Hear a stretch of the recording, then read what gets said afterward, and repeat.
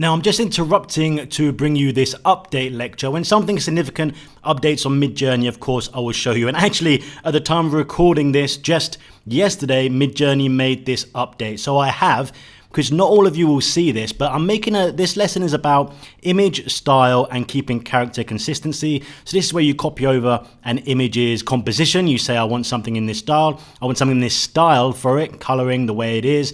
And then also I can get character consistency because I can say, hey, I want it to look like a certain character. So the way you used to do this is if I wanted it to copy, for example, this image up here, right there, I would see this one right here is image, this one's style, this one's character. So I'd say it to look like this character if you see this symbol, and for the other symbols too. But now there's been another update. So if I refresh this, you may see this one, yes, and that's what the next lecture is in depth, or you may see this new one. I'll just explain that to you. If I hit refresh, now what you'll see, if you come to your main page of images like this, here's just some backgrounds I was working on.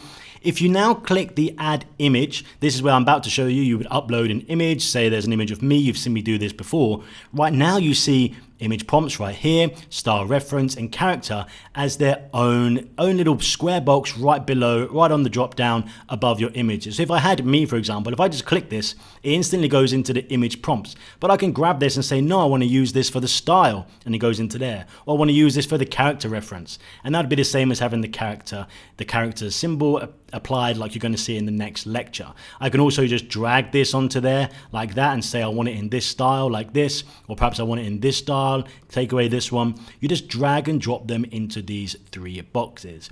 Image prompts, they'd be like the image, composition, setup, etc. Style reference, in the style of this, that's colors, the way it is, the way it feels.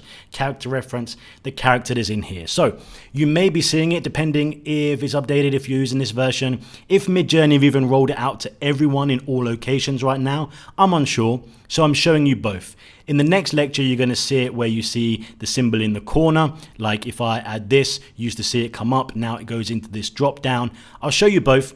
If you see it this way, exactly the same thing, you're just going to drag and drop into these different boxes. You can just move them. It's made it very user friendly. Or if you see it in the old way, then you can follow along with the next lecture.